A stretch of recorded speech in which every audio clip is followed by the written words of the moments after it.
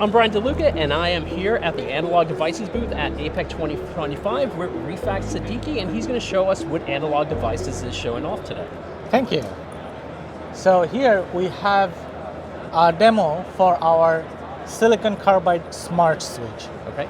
Analog Devices silicon carbide smart switch is a cascode JFET-based solution where you have a JFET and a low voltage MOSFET in series with it. Okay.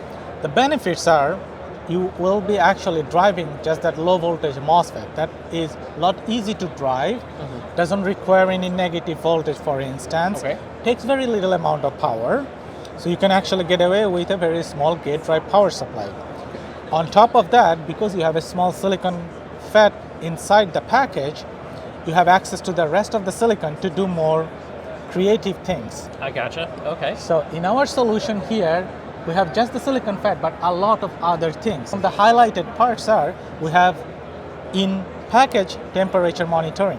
Okay. So the part gives a PWM signal output that is proportional to the internal temperature, for instance. Okay. So it has also overcurrent protection. We have access to the actual current that is going through the FET.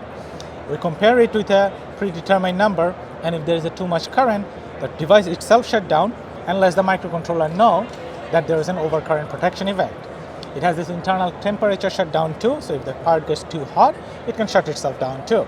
So this is really geared towards very high reliability applications. Okay. But it's a very simple solution because JFETs are typically very easy to make, very high yield, reasonably priced, and has the best RDS on times area product. So we think this is a very good solution. So what do engineers need to think about when they're designing this into their systems? So they need to think about, like, if they want the simplest way of designing a high voltage power supply that has very high DVDT, this is the way to go. It has integrated gate drive. You don't need to think about all the gate loops that happens that needs to be cared about. It's all integrated. Literally, you can treat this device as any other logic level part.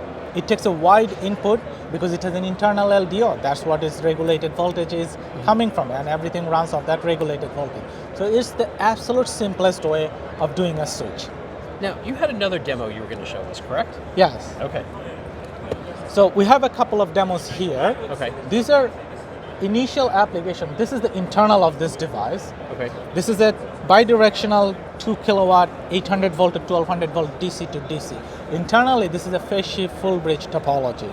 Okay. The primary of this one takes up to 1200 volt.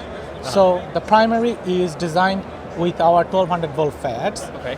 They're switching at 200 kilohertz. We have also tried switching at 400 kilohertz. Okay. We get very similar performance because the device has very low turn-off losses. Gotcha.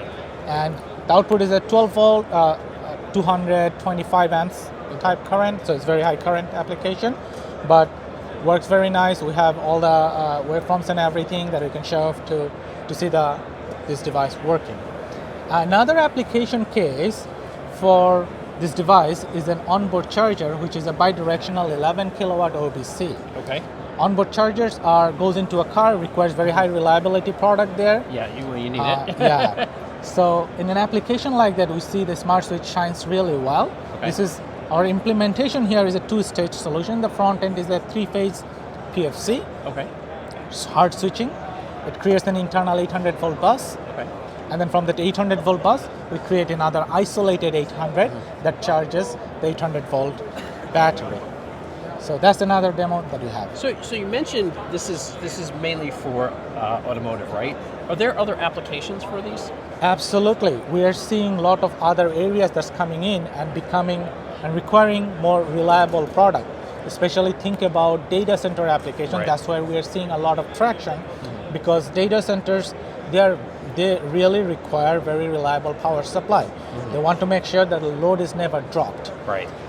So in an application like that, this is a absolutely very nice solution because you have real good visibility into what is going on inside the part. Okay. Well, thank you. Rifat, thank you for your time. I appreciate you showing us what you're doing at Analog Devices. Thank you very much. Really appreciate it.